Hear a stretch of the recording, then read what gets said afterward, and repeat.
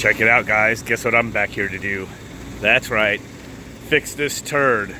This unit that was sent out from a property management as a second opinion because they were told they needed to replace it, right? Fan motor, universal, all hacked in. Capacitor sitting here up on top, right? This unit was running, by the way, when I came here last time. I turned it off. Refrigerant pretty much gone. Compressor burnt looking from running low on refrigerant. It's gonna need a lot of repairs. It's a 20-year-old beat up turd. Took pictures, they gave it to him, everything. What do you think they did? What do you think this property management company did? They handles, maintenance and repairs for, chain stores. They're paying us to fix it. They're doing it because, it looks their little budget for the quarter or whatever. They want to keep under their budget. They want us to fix it. Piece of junk. So I'm gonna have to dissect this thing, look for the leaks, and then see if I can patch them up, and then put the new fan motor, blade, and capacitor back where it goes. So just took the fan up and out. I guess they had this little rubber thing to kind of hold the grill up so the wires could pull through. I mean, look at this. They just cut the wires from the old motor right here and wire nutted them right here. Here's the capacitor that's still in the control compartment going to nothing. Ground cut. And they just ran the two wires to the capacitor right here. See, these are noobs. This starts because people are noobs. They don't realize that when they buy a universal motor, it's got like four wires because you can wire it one of two ways. You could wire it with the capacitor going to two wires in a mount that would be near the motor. Or guess what? You don't use this brown wire with the white stripe, which is just the same thing as this wire right here. They just connect inside and use it as a 3-wire. Don't use this wire. You don't have to use this wire to hook up a universal motor. I just cut them off right flush at the motor and put like a little connector on them, and then you put this back in the control compartment, run the brown wire, home run back to the control panel where it freaking belongs. Make it look OEM even though you used the universal. So okay, just getting the top of this sucker taken apart. I'm just looking at this. Man, that's oily. I guarantee there's a refrigerant leak somewhere up here. Hopefully it's not in the coil, but it's on one of these fittings right here. Oh, this is a bummer. So the leak would have to be right at the bulk plate and not just at a copper to copper fitting. There's the leak.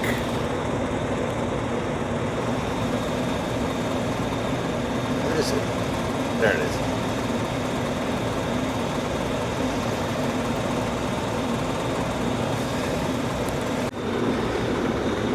Okay, here's what I do is I just peen back the metal where that come through there.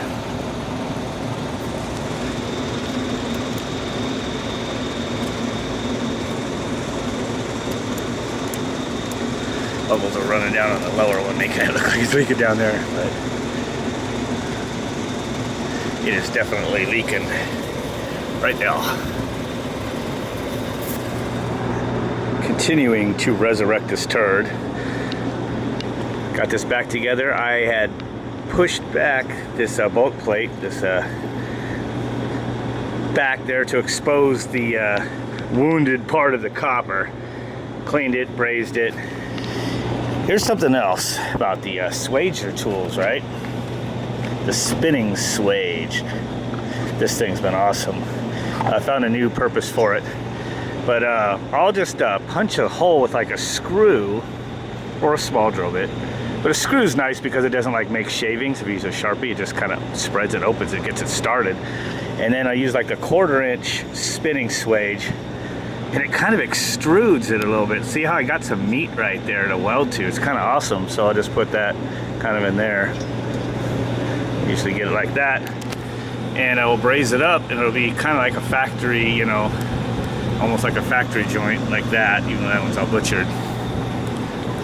That is a perfect factory-like weld right there. Of course, if we're talking about Goodman, that would be better than factory weld. Starting to come together now. Got it down to 1240 microns, still pulling down. OEM fan blade and motor.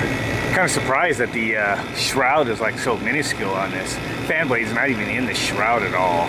But that's by design on these Yorks, I guess. It's like they have a silly ass freaking filter dryer in the gas line. Which I took out.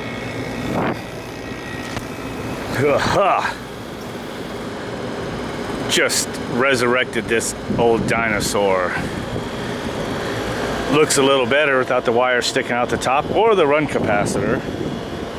Got the OEM motor. Man, it's cranking out the heat. Got starting with a pretty hot load, I'm sure. Got 344 over 86, 12 subcooling, 30 superheat. It is charged by weight. Supply is 61 degrees. And I'm sure it's a little over 81 for return. So it's running. That refrigerant that I pulled out smelled pretty nasty. Like a kind of like a blend between a skunk and a dirty old French whore. So that compressor, I put in the write-up that a compressor had been overheated many times. Just wanted them to replace this unit. Look how beat up the coil is. But nope, cheap ass freaking pencil pushers, you know, short-term budget minders, whatever you want to call them, man. They just think of the money in the soon rather than, you know, looking ahead, and they just put some chunk of money into this old brown turd.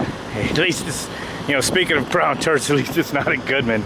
But dang, man, putting all this money to resurrect this sucker. So at least it's not hacked anymore. That motor's clean now. And when that compressor does die, and it probably will die, they'll call us back, or one of the other vendors on their rotation, and they'll probably put a compressor in it, in this 19-year-old unit. So, you know, and of course, if it's not us that comes back, somebody's gonna probably just re-hack the crap out of this unit, just like whoever did this before, you know. Hack City. The, you know, it's clean in here now, pretty much. She should be ready to go.